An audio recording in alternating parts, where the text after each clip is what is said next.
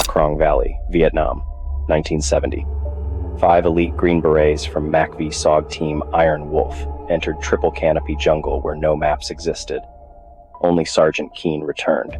8 days later, his skin carved with tribal markings and his sanity shredded by things that hunted in the mist. I am the War Maestro, and tonight we venture into the forgotten valleys where even battle-hardened killers pray for death, where the jungle itself consumes identities, and where what returns wearing a soldier's face is never what went in. May 17, 1970, Krong Valley, Vietnam.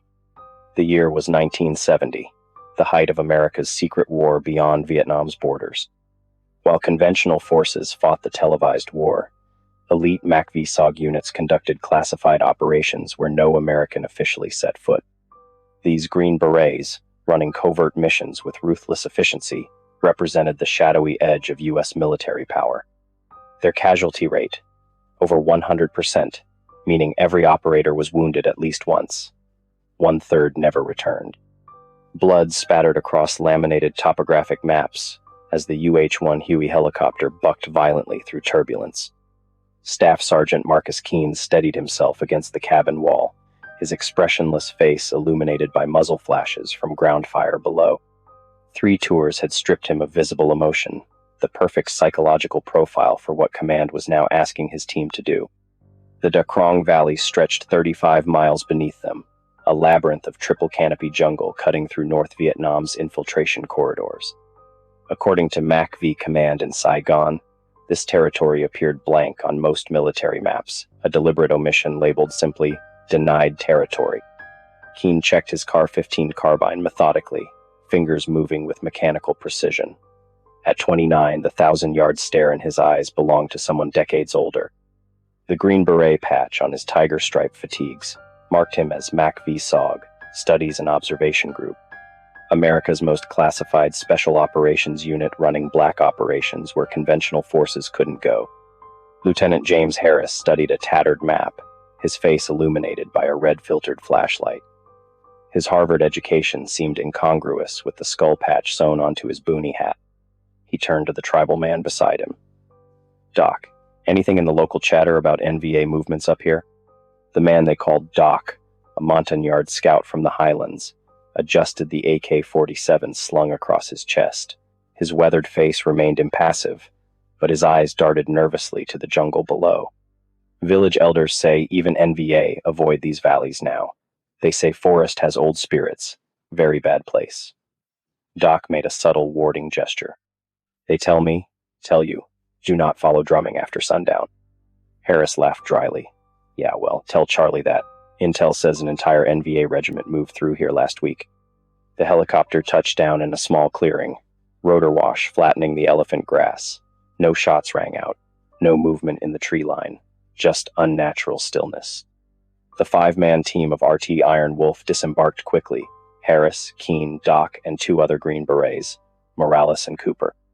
Within seconds, the helicopter lifted away, vanishing into low clouds. The jungle swallowed them in suffocating silence. Keen signaled the team into standard patrol formation. Each man maintained 15 meters separation, moving in practiced rhythm through undergrowth that seemed to resist their passage. Their mission brief was straightforward: locate and verify a suspected NVA supply route, place sensors, document enemy movements, and extract in 3 days. Standard MACV-SOG reconnaissance. Nothing they hadn't done dozens of times before. Within an hour, radio contact with the forward operating base crackled with increasing static before cutting out completely. Harris frowned at the PRC-25 radio. "Commo check. Anyone copy?" "Sledgehammer, this is Iron Wolf. Radio check, over." The radio hissed back nothing but white noise. Cooper, the team's radio man, shook his head. "Weather's not bad enough for this kind of interference, LT." Doc stopped suddenly, his lean body tensing. He knelt, examining a patch of mud near a small stream. "Not possible," he whispered. "What is it?" Keen moved closer. Doc pointed to indentations in the mud. "Footprints. Very fresh, but walking backward." The men gathered, staring at the clearly defined prints. They led from the stream back into dense foliage, each print precisely placed heel to toe in reverse. "Someone trying to throw off trackers," Morales suggested, the anxiety in his voice poorly concealed. Doc shook his head slowly. "Backward walking man is the Faceless One. Old spirit, takes faces of dead, wears them like masks." Harris scoffed. "Focus on the mission, gentlemen. Probably just VC playing mind games." As they moved deeper into the valley, none of the men noticed how the jungle birds had stopped singing, how the insects had fallen silent, or how the mist thickened around them, coiling like fingers, reaching to welcome them in. May 18, 1970, Day 2-3. Night fell with unnerving abruptness. No gradual transition from dusk to darkness, just sudden absolute black, as if something had swallowed the remaining light. The team established a defensive perimeter beneath a canopy so dense that starlight couldn't penetrate. Standard procedure. 2-hour watch rotations, claymore mines positioned, tripwires set. Cooper tapped his watch. "Something's off with my timepiece. Can't be 200 already." Harris checked his own. Mines showing the same. "Time moves different here," Doc whispered, his eyes reflecting the dim red glow of Harris's filtered flashlight. "Valley doesn't like visitors." Keen, focused on cleaning his weapon, said nothing. His hands continued their methodical routine while his eyes scanned the perimeter. Years of combat had taught him to trust his instincts. Something felt wrong. The rainforest should have been alive with sound, insects, nocturnal creatures, the distant calls of predators. Instead, unnatural silence pressed against them like a physical weight. The team's AN/PVS-2 Starlight Scope, cutting-edge night vision technology, revealed nothing beyond their immediate area. The infrared illuminator cast its invisible beam into jungle that seemed to absorb all light. "LT, you need to see this." Morales gestured toward the tree line, his voice unnaturally tight. 20 meters beyond their perimeter, a lone figure stood motionless among the trees. The night vision scope revealed only a silhouette, tall, unnaturally thin, standing perfectly still. "NVA scout?" Harris whispered. "No rifle," Keen observed, the starlight scope pressed to his eye. "No equipment." The figure remained motionless for 4 minutes, then stepped backward, a fluid, unnatural movement, and vanished into the foliage. "What the hell was that?" Cooper asked, his hand hovering near his -60 machine gun. Doc placed small stones in a circular pattern around their position. "Protection," he explained, not meeting their eyes. "Old spirits hunt here. The Faceless One watches from trees. He takes your face when you sleep." Harris shot Keen a concerned look. "Doc, we need you focused. None of that superstition crap." "Not superstition," Doc insisted. "Why you think even NVA avoid this valley? My people know. For centuries things walk here. Things that were men once." The following day brought thick mist that never lifted. Visibility dropped to 10 meters. RT Iron Wolf advanced cautiously along a ridgeline, following what appeared to be a fresh trail. Harris used his 16 military-issue camera to document their findings: unusual track patterns, disturbed vegetation, what might have been blood on leaves. The camera's viewfinder captured something none of them saw with naked eyes. When reviewing footage days later, analysts would freeze frame on a single image, just beyond Keen's shoulder, partly obscured by mist, vertical pupils briefly caught in the camera's flash. Too widely spaced to be human.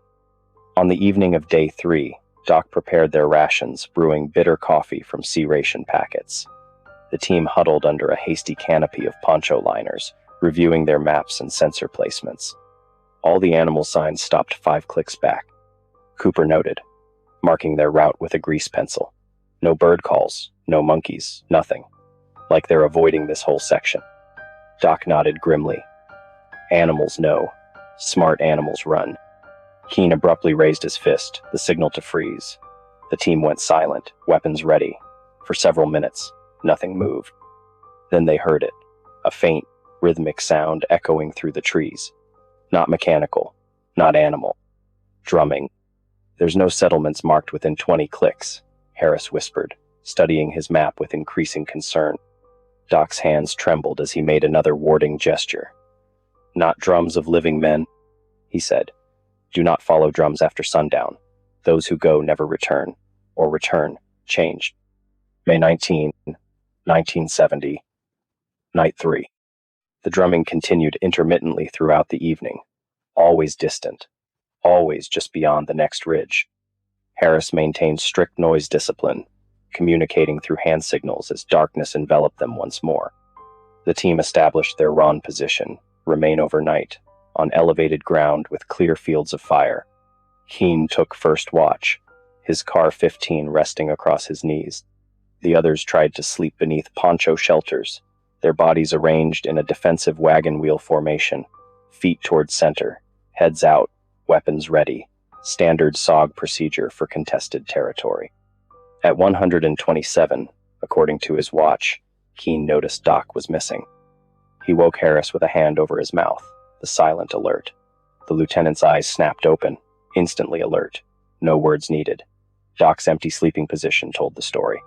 "Weapons still here," Cooper whispered, holding up the Montagnard's AK-47. "Canteen 2. "No way he'd leave without his weapon," Morales said. "Not in Indian country." The team moved out in a search pattern using red-filtered flashlights and soundless hand signals. 20 meters from camp, Keen discovered Doc's tiger-striped boonie hat caught on a thorn bush. No blood. No signs of struggle. Deeper into the jungle, Harris spotted something on a flat rock beside a narrow stream, gleaming white against the darkness. His flashlight beam revealed a carefully arranged circle of teeth, human teeth. In the center lay Doc's steel dog tags. "Jesus Christ," Morales whispered, crossing himself. Cooper knelt beside the rock.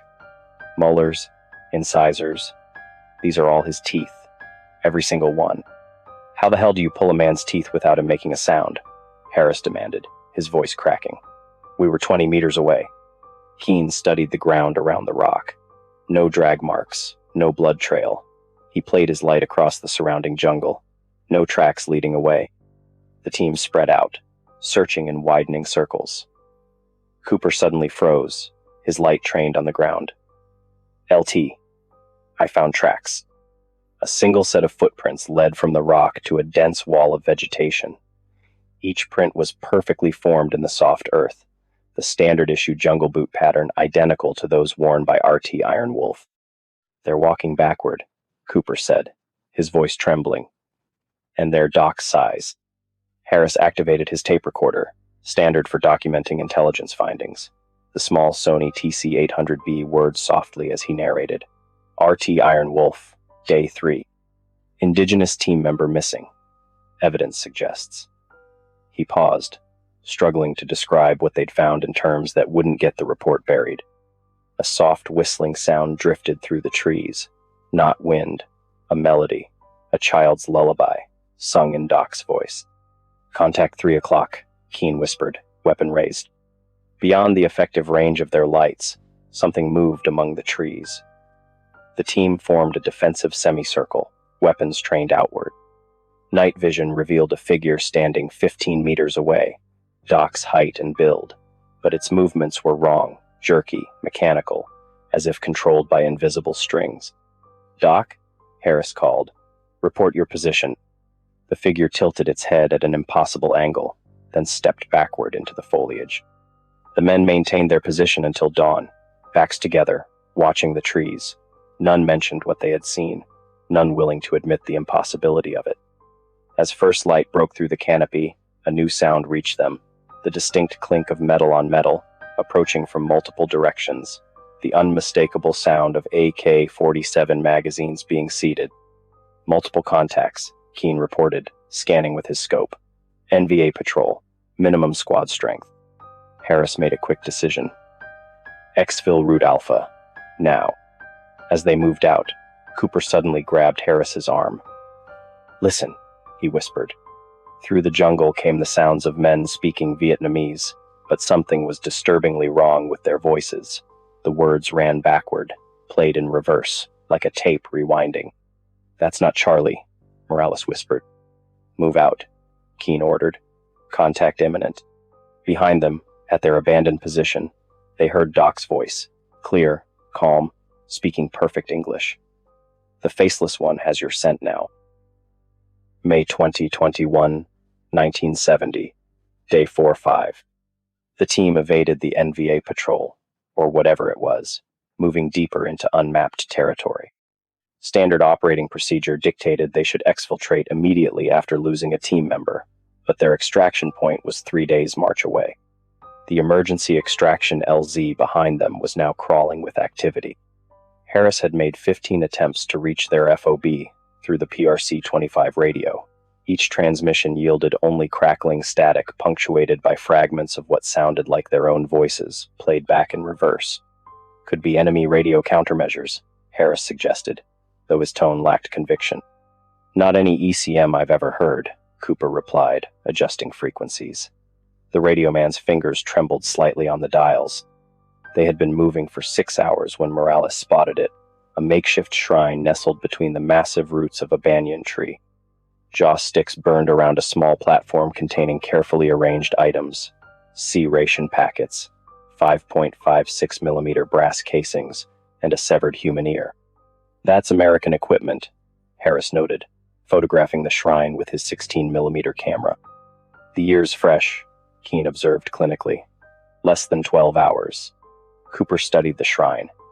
This isn't Vietnamese, he said. No Buddha, no ancestors. This is Montagnard ritual. Trap? Morales asked, checking their perimeter. Warning, Keene replied. They pushed on until dusk, establishing a defensive position beneath an outcropping of limestone that provided cover on 3 sides. The men ate cold rations in silence, conserving their remaining heat tabs. At 2,300 hours, they heard the whispering. It started as indistinct murmurs carried on the breeze, then gradually formed into recognizable words, English words spoken in Keene's distinctive Georgia drawl. This isn't right. Something's watching us. Eyes too far apart to be human. Cooper swung his field light toward the sound. What the hell, Sarge? You say something? Keene remained silent, his face an expressionless mask, but his knuckles whitened around his weapon. The whispers continued, coming from multiple directions now, all in Keene's voice, all saying different things simultaneously. Its skin doesn't fit right, like something wearing a man suit. The trees are bleeding when they think we aren't looking. Doc's still alive inside it. I can hear him screaming. Harris activated his tape recorder, desperate to document what was happening. The red recording light glowed in the darkness as he whispered into the microphone. RT Iron Wolf, Day 4, experiencing auditory anomalies, possible psychological operations by enemy forces. The tape recorder suddenly emitted a high-pitched squeal. When Harris replayed the tape, they heard their own conversation from hours earlier, but with something else speaking between their words, a wet, slithering voice, unlike anything human. That night, no one slept. They maintained a full team watch, backs against the limestone, eyes scanning the jungle. The mist thickened around them, sometimes forming shapes that disappeared when directly observed. Dawn brought no relief. Morales had been stationed at their western perimeter. When Harris called for a commo check, Morales responded with a calm, all clear, LT. But when Keene rotated to Morales's position, he found only a neatly folded uniform and equipment. Weapon, boots, dog tags, all arranged precisely as if for inspection. No blood, no tracks. No Morales. Impossible, Cooper whispered. I was 10 meters away. I heard him respond not 2 minutes ago. Harris played back his recorder. Morales's all-clear response was there, followed by an odd clicking sound and what might have been laughter. Later that day, they spotted a figure following them through the trees.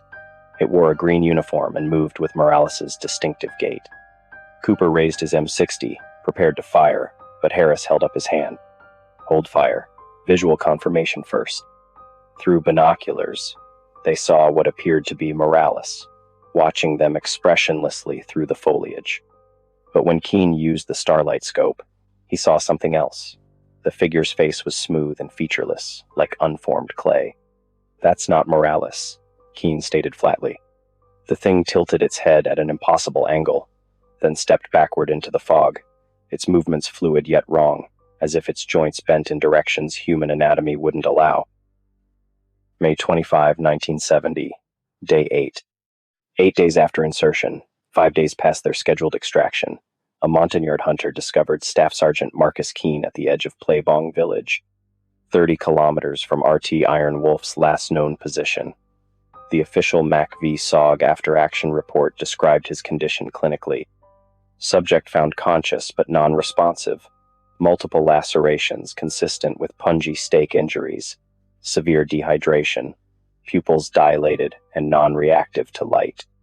Subject discovered without boots, weapon, or equipment, except for a single dog tag, not his own. Subject exhibited tribal scarification patterns across chest and back, not consistent with known NVA interrogation techniques. The Montagnards refused to touch him. The village elders formed a circle around his prone form, chanting protective prayers while burning ritual herbs. When the medevac helicopter arrived, the crew found Keene surrounded by warding symbols drawn in ash. Military physicians at the 71st Evacuation Hospital in Pleiku documented his physical condition in their intake assessment.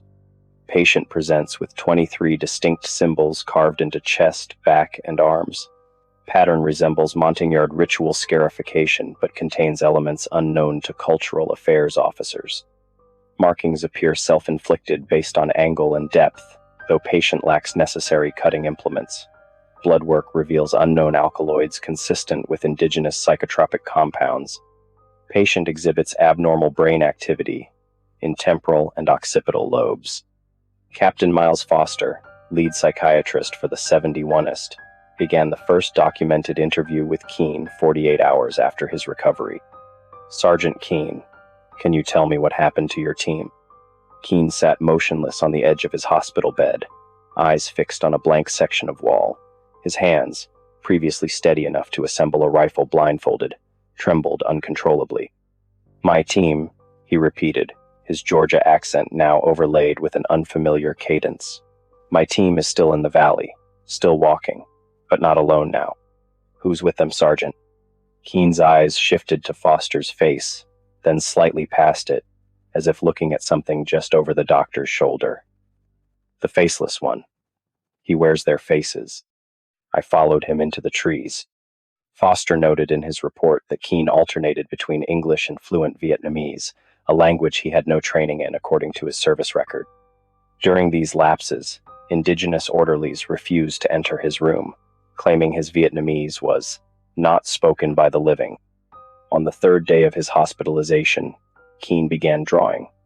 Hospital staff provided paper, charcoal, pencils, anything to establish communication. What emerged were dozens of meticulously detailed sketches, faces rendered with photographic precision, but disturbingly altered. Each face lacked eyes and mouth, with smooth skin stretched over these features as if they had never existed. Lieutenant Harris, Keene would whisper, pointing to one drawing. Cooper, indicating another. Each portrait labeled with the names of his team members, each face horrifically distorted. When asked directly about the fate of RT Iron Wolf, Keene's response was recorded in Foster's notes. Patient states, "We found what the NVA were avoiding. Not soldiers. Something old in the valley.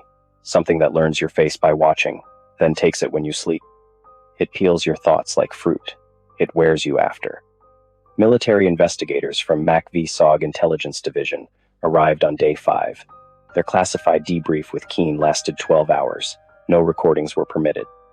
The 3 intelligence officers emerged, visibly shaken.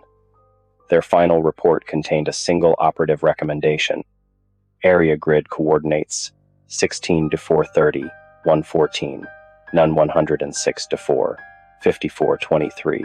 E designated Operation Exclusion Zone. All MACV-SOG operations into Krong Valley, suspended indefinitely. Recommend carpet bombing of sector prior to monsoon season. That night, Keene escaped from the secured psychiatric ward. Hospital security footage showed him walking calmly past the guard station at 213 hours. The guard on duty reported seeing nothing unusual, though the camera clearly showed Keene passing within 2 feet of his position. 3 hours later, a night patrol discovered Keene in the hospital's morgue. systematically arranging surgical instruments. When confronted, he spoke only Vietnamese, in a voice that made the patrol officer's recording device malfunction. The incident report described Keane as unusually calm and noted that subject's face appeared somehow wrong, features slightly misaligned, as if wearing an ill-fitting mask. May 27-30, 1970. The MACV-SOG command dispatched a designated hunter-killer team, RT Python, to locate any survivors from Iron Wolf. The mission parameters were unusual: full chemical protective gear, no indigenous personnel, strict orders to avoid taking prisoners or collecting souvenirs. Upon discovery of Keane's escape from the psychiatric ward, military police implemented Protocol 617, a containment procedure typically reserved for compromised intelligence assets. They found him 40 kilometers from the hospital, walking barefoot toward the Krong Valley. He offered no resistance during capture. He kept repeating the same phrase, reported Master Sergeant Wilson, the MP who intercepted Keane. Something about following someone into the trees. His voice didn't sound right, like there was an echo, but half a second before he spoke instead of after. The Army's Criminal Investigation Division took jurisdiction, transferring Keane to a secured isolation facility at Long Bin. The classification of his case file, initially marked secret, was elevated to top secret, UMBRA, a designation normally reserved for the most sensitive signals intelligence. Dr. Eleanor Richards, chief neuropsychiatrist assigned to the facility, documented her initial observation. Subject exhibits profound dissociative state with unusual characteristics. Unlike typical combat stress reactions, subject maintains precise awareness of time and location while displaying complete detachment from personal identity. Brain activity scans reveal abnormal patterns in the limbic system, consistent with both extreme trauma and temporal lobe epilepsy, yet subject displays none of the physical manifestations of either condition. Richards employed sodium pentothal during her third session with Keane. Under chemical influence, Keane spoke for 6 continuous hours, describing in clinical detail the disintegration of RT Iron Wolf. Security personnel monitoring the session requested transfer afterward. 2 requested immediate discharge from military service. The transcripts remain classified, but fragments appear in Richard's notes. Subject describes entity as not one thing, but many wearing the same skin, claims it.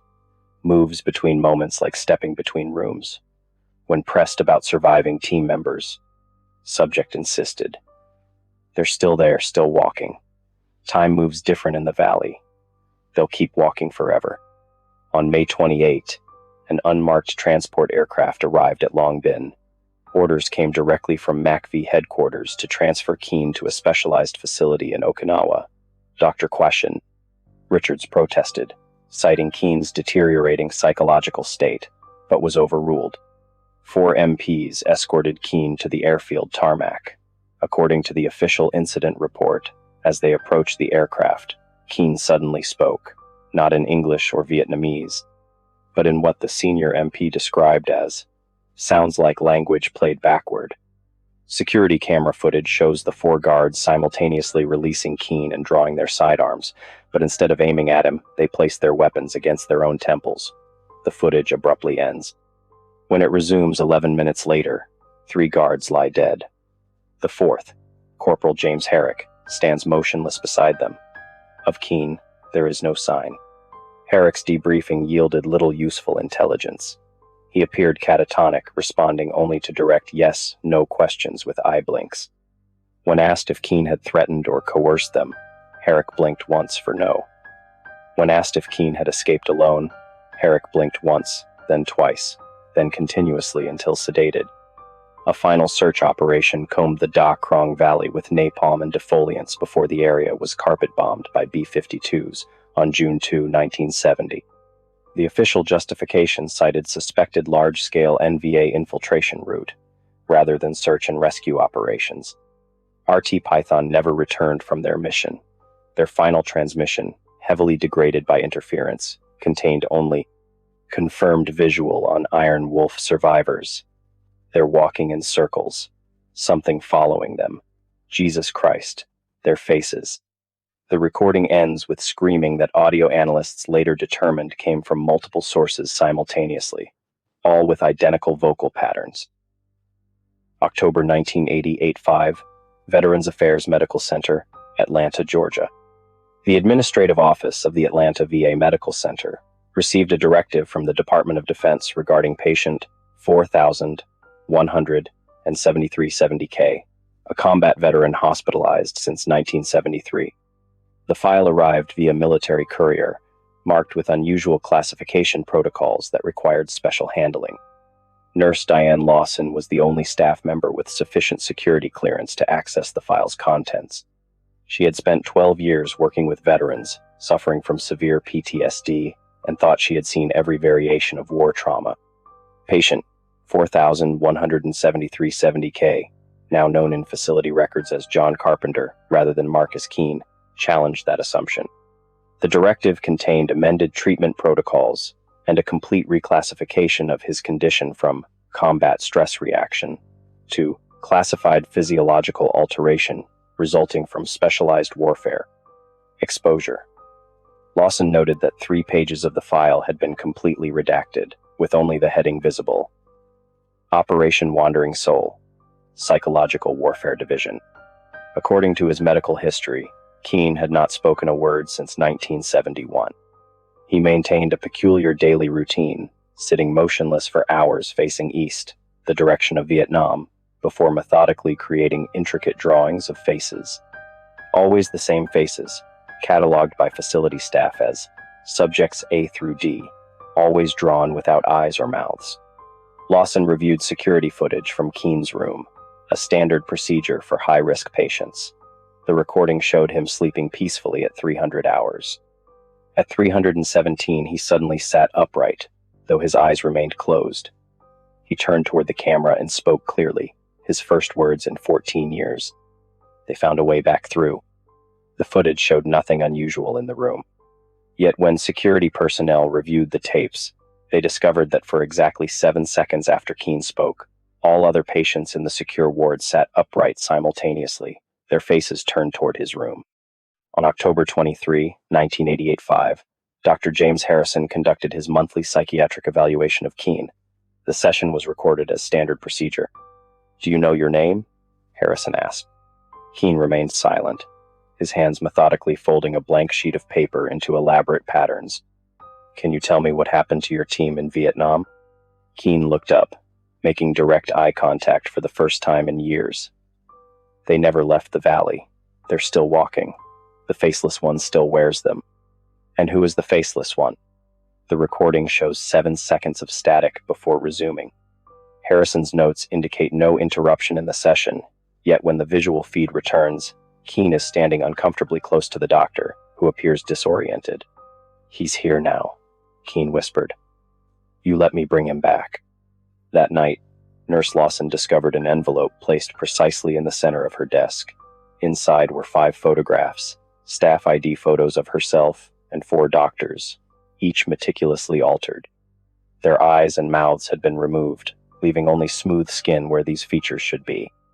Written on the back of each photo in precise military block letters, "The Faceless One watches you when you sleep."